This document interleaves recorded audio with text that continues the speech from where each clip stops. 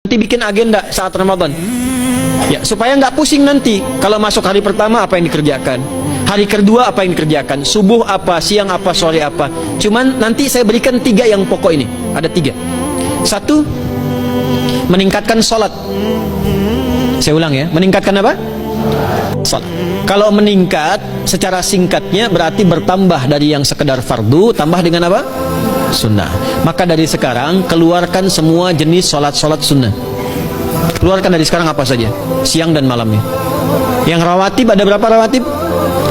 Rawatib 12. Ya, rawatib itu yang melekat dengan sholat fardu dan menentukan untuk memperbaiki sholat fardu, menambah. Jadi kalau kurang khusyuk ditambah dengan sunnahnya disebut rawatib.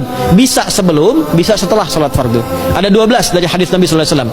Man shalla isnatai asyrata raka'atan, siapa yang sholat 12 rakaat fi yaumin wa lailatin, yang mengiringi sholat fardu siang dan malam, ya, bunyalahu bihinna baitun fil jannah, maka akan dibangunkan baginya satu rumah di surga kalau konsisten menunaikan 12 itu sampai meninggal dunia. Sahabat yang mendengar itu mengatakan kompak semuanya, sejak mendengar hadis itu kami usahakan istiqomah sampai meninggal tidak meninggalkannya. 12 itu 2 sebelum subuh, cepat. 4 sebelum zuhur, 2 setelah zuhur, 2 setelah maghrib, 2 setelah isya. 2 rakaat sebelum subuh, 4 rakaat sebelum zuhur. Kalau nggak bisa 4 rakaat karena terbatas waktunya, boleh 2 rakaat khusus untuk sebelum zuhur. Kalau nggak bisa 4, boleh berapa? 2. Dalilnya hadis Ibnu Umar radhiyallahu taala anhuma. Kata beliau, hafidtu asyra rakaatin, saya hafal 10 rakaat dari Nabi sallallahu alaihi wasallam salat sunnah. Maka menyebutkan sebelum zuhur 2 rakaat. Baik, jadi 12 ya. 2 sebelum subuh, 4 sebelum zuhur, 2 setelah zuhur, 2 setelah maghrib, 2 setelah isya. Ini yang disebut dengan rawatib. Jamak dari kata ratib. Di luar ini mutlak. Mutlak ini ada yang berdampingan dengan salat fardu, ada yang terpisah. Contoh yang berdampingan, 4 rakaat sebelum asar. 4 rakaat ini bukan disebut rawatib, tapi salat mutlak. Cuma waktunya berdampingan dengan salat fardu. Jadi dia nggak memengaruhi salat fardu, cuma punya keutamaan sendiri. Apa keutamaannya? Hadis Ibnu Umar radhiyallahu taala anhuma, ketika beliau menyampaikan qala Nabi sallallahu alaihi wasallam rahimallahu ra'an shalla qabla al-asri arba'an. Allah akan menambahkan rahmat pada orang yang terbiasa salat 4 rakaat sunnah sebelum salat asar. Jelas ya? Baik. Kemudian apalagi setelah itu? Salat di antara adzan dan iqamah. Ya, di antara adzan dan iqamah. Tahiyatul masjid. Apalagi misalnya salat duha. Duha dibagi 3. Awal duha itu kurang lebih 1,5 jam setelah salat subuh. Subuh sekarang misal 4:30, maka jam 6 muncul awal duha. Namanya syuruk. Saya ulang, salat apa namanya?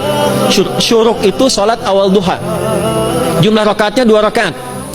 Man shalal ghadata fil jama'ati thumma yaqudu yadhkurullaha subhanahu wa ta'ala fa yusalli rak'ataini fakana alaihi ka ajri umratin wa hajjin, ya ka ajri ummatin wa hajjin tamatan.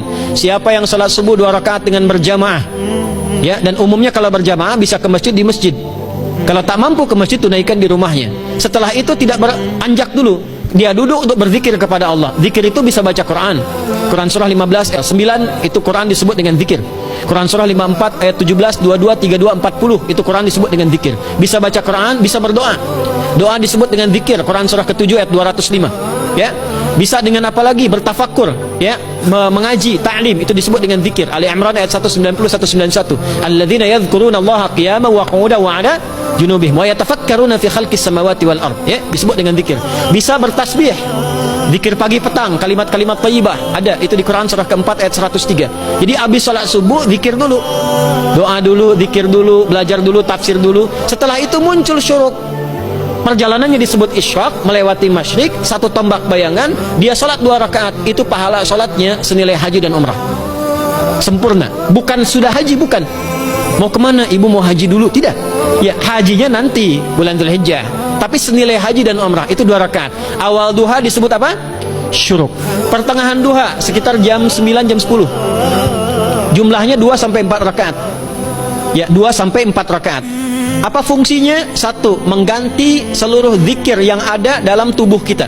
Mata berzikir, telinga berzikir, lisan berzikir, bisa diganti dengan 2 rakaat duha. Itu waktunya pertengahan duha. Kurang lebih dari jam 8, 9, 10 lah, kurang lebih 3 jam itu, ya.